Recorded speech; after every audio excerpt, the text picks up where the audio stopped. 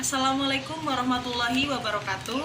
Perkenalkan, saya Dewi Rahmawati. Di sini saya akan menjelaskan mengenai pengertian pembelajaran berbasis masalah atau problem based learning. Nah, yang pertama, menurut Barrow dalam Miftahul Huda, problem based learning atau pembelajaran berbasis masalah adalah pembelajaran yang diperoleh melalui proses menuju pemahaman akan resolusi atau suatu masalah. Selanjutnya, menurut Hung dalam bukunya, yaitu problem based learning adalah sebuah kurikulum yang merencanakan pembelajaran untuk mencapai suatu tujuan instruksional. Problem based learning merupakan model pembelajaran yang menginisiasi siswa dengan menghadirkan sebuah masalah. Dengan menghadirkan sebuah masalah, siswa itu dapat menyelesaikan dengan caranya sendiri. Selama proses pemecahan masalah, siswa membangun pengetahuan serta mengembangkan keterampilan pemecahan masalah dan keterampilan self-regulated learner. Dalam proses pembelajaran PBL, seluruh kegiatan yang disusun oleh siswa bersifat sistematis. Jadi dalam pelaksanaan problem based learning, di sini siswa adalah tujuannya itu memecahkan masalah dengan guru sebagai fasilitatornya. Untuk selanjutnya, karakteristik dan langkah-langkahnya akan dijelaskan oleh teman saya Anissa Fitri Maula Ramdhani. Berikutnya yaitu karakteristik problem based learning. Yang pertama, ada beberapa karakteristik pembelajaran berbasis masalah menurut Jones, Mageston, dan Plaid dalam Miftahul Huda yang menyatakan bahwa ada 3 elemen dasar yang seharusnya muncul dalam pelaksanaan problem based learning atau pembelajaran berbasis masalah, yaitu menginisiasi pemicu atau masalah awal. Yang kedua yaitu meneliti isu-isu yang didefinisikan sebelumnya dan memanfaatkan pengetahuan dalam memahami lebih jauh situasi masalah. Berikutnya yaitu langkah-langkah pembelajaran problem based learning. Pertama-tama, siswa disajikan suatu masalah. Kemudian siswa mendiskusikan masalah dalam tutorial problem based learning dalam sebuah kelompok kecil. Selanjutnya, siswa terlibat dalam studi independen untuk menyelesaikan masalah di luar bimbingan guru. Kemudian, siswa kembali pada tutorial PBL lalu saling sharing informasi melalui peer teaching atau cooperative learning atas masalah tertentu. Setelah itu, siswa menyajikan solusi atas masalahnya.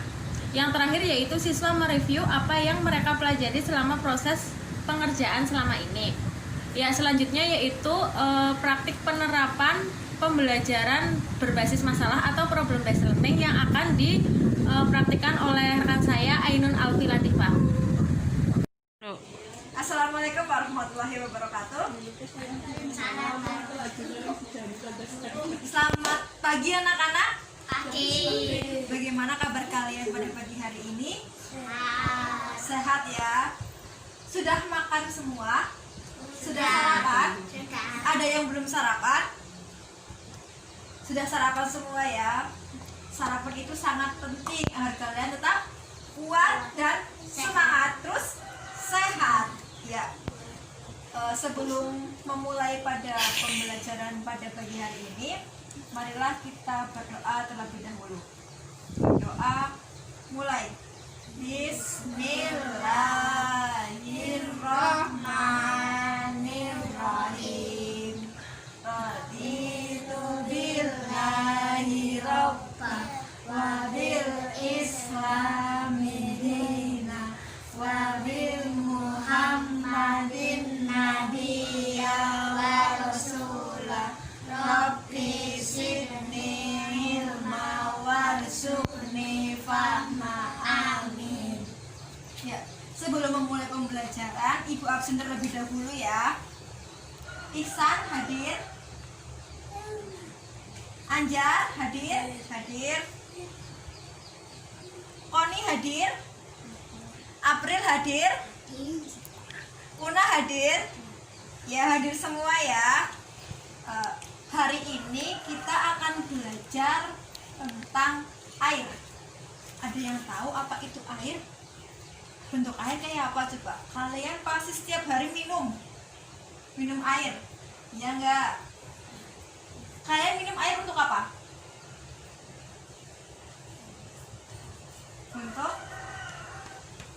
Untuk menjaga kesehatan tubuh, agar ion yang ada dalam tubuh kalian tetap ada. Nah, kalian harus minum air minimal 1 hari 8 gelas minimal ya. Kalian minum air minimal 8 gelas 1 hari. Nah, kalau seandainya air udah tidak ada lagi, kalian masih bisa bertahan hidup lama nggak? Enggak. Kenapa? Kalau kamu nggak minum berarti kehausan, ya enggak? Nah, itu kenapa kalian harus sering minum air, agar air yang ada dalam tubuh kalian juga tetap ada, agar kalian tetap sehat. Nah, kalian tahu sungai? Nah, di sungai ada air apa enggak? Airnya mengalir atau tidak? Mengalirnya dari yang tinggi ke rendah atau yang rendah ke tinggi? Tinggi ke rendah. Kenapa? Kenapa? Ayo. Karena air itu mengalir dari tempat yang tinggi menuju ke tempat yang lebih rendah. Nah,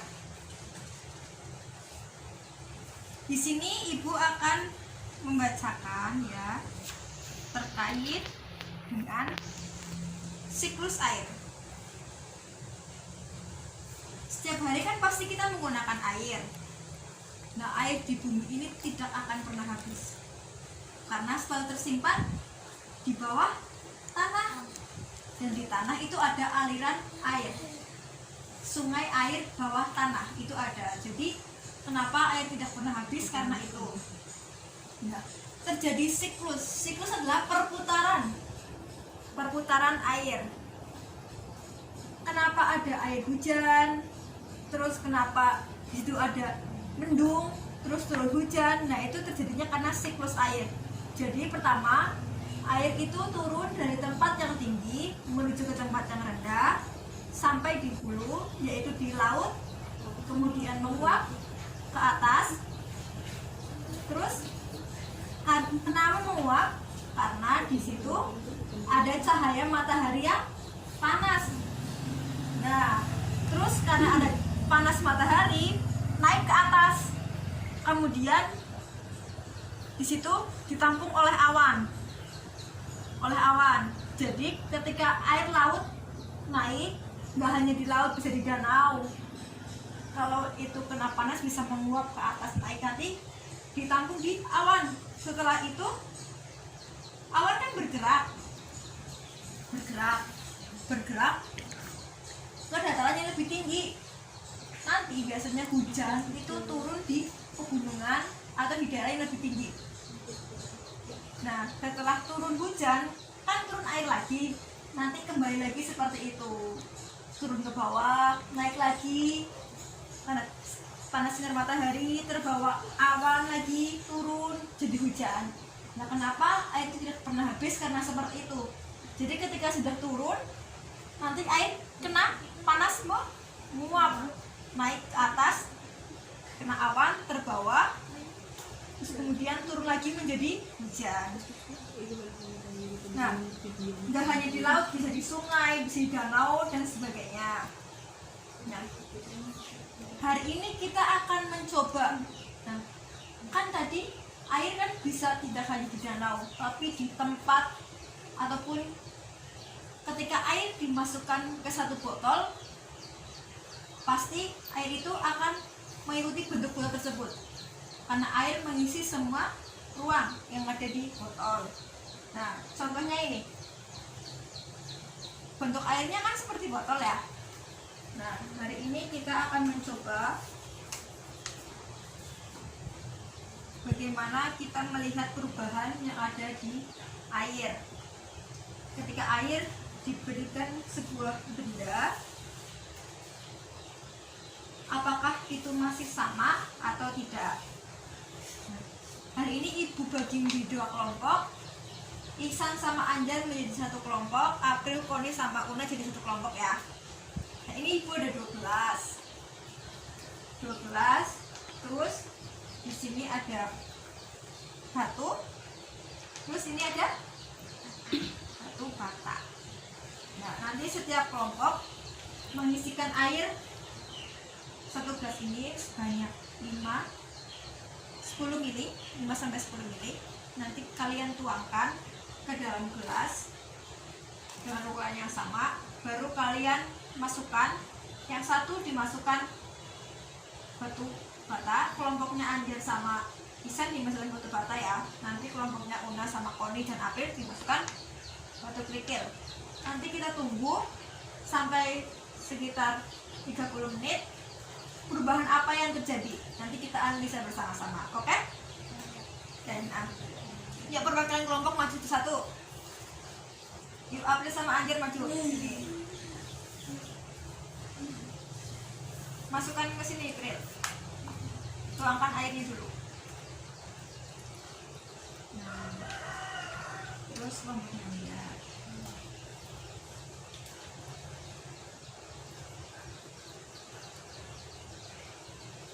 Tuangkan.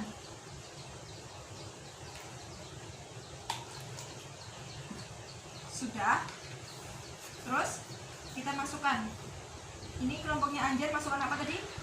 Sini, Koni sini. Sama Isan. Masukkan coba. Ini udah sama ya tadi volumenya ya. Silakan dimasukkan semuanya. Nah, satu lagi Kon. Nah, ini ada perubahan nih. Nanti kita tunggu 1 jam. Dan tunggu setengah jam ya, sampai 30 menit. Perubahan apa sih yang terjadi di botol yang ada batu batanya dengan yang ada batu kerikil? Coba kalian amati, nanti kalian tuliskan hasil apa yang terjadi, perubahan seperti apa sih yang terjadi. Nah, nih kelompok 1 mengamati, kelompok 2 mengamati hasilnya. Nanti kalian jelaskan bersama apa yang terjadi di botol yang ada batu batanya dan yang tidak ada batu yang menggunakan batu kerikil. Nanti kalian presentasikan ya. Kalian catat dulu hasilnya. Ya, coba diamati. A few moments later. Coba kalian amati lagi, terus kalian tuliskan hasil pengamatan kalian. Coba jadi 1. Gimana perubahan di gelas yang ada isi batu batanya dan yang ada isi batu kerikilnya? Coba ada perubahan atau enggak? Perubahan di permukaannya, yang mana yang lebih rendah, yang mana yang lebih tinggi? Coba amati. Ini lebih rendah, lebih tinggi. Tulis coba. Berarti yang lebih rendah itu yang ada batu batanya, dan yang lebih tinggi itu ya. Terus pada batu kerikil berarti ini lebih tinggi. Kenapa bisa seperti itu ya kira-kira? Karena meresap, iya. Jadi batu bata ini meresap karena terbuat dari tanah, ya, tanah. Nanti dibakar, dipanaskan menjadi batu bata. Nah, jadi airnya itu meresap ke dalam batu bata. Jadi air permukaan airnya lebih rendah daripada yang batu biasa, ya, batu kerikil. Nah, ya, kalian sudah paham tadi terkait dengan perbedaan permukaan tanahnya. Sekarang kalian tuliskan, ambil alat tulis kalian, tuliskan hasil dari percobaan kalian di 1 lembar kertas. Nanti kalian bacakan di depan kelas. Coba salah satu sekarang maju untuk membacakan hasilnya. Yuk, coba. Yuk, Bril, sini Bril.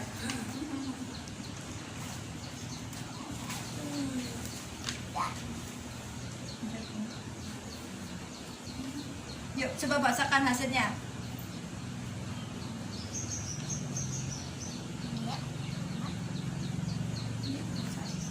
Perbedaan tinggi permukaan air pada kedua gelas.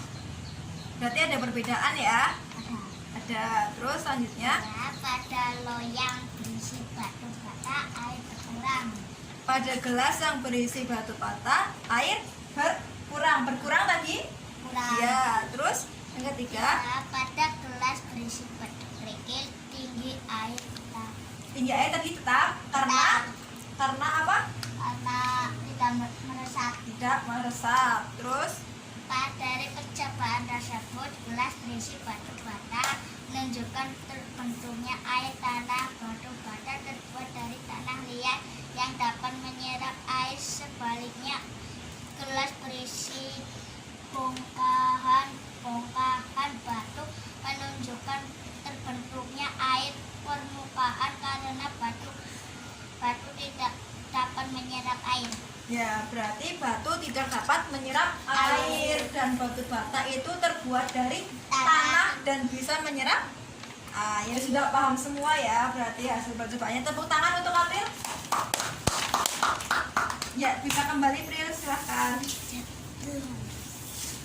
Nih. Ya. Untuk itu kalian tinggal mengerjakan soal dari ibu. Nah, selanjutnya untuk menutup pembelajaran pada pagi hari ini, marilah kita berdoa menurut tema dan bacaan masing-masing. Bismillahirrahmanirrahim. Wal 'asri innal insana lafi khusrin illa illallazina amanu wa amilus solihati wa tawassaw bil haqqi wa tawassaw bis sabr. Hati-hati di jalan, jangan lupa untuk tetap jaga kesehatan. Wassalamualaikum warahmatullahi wabarakatuh.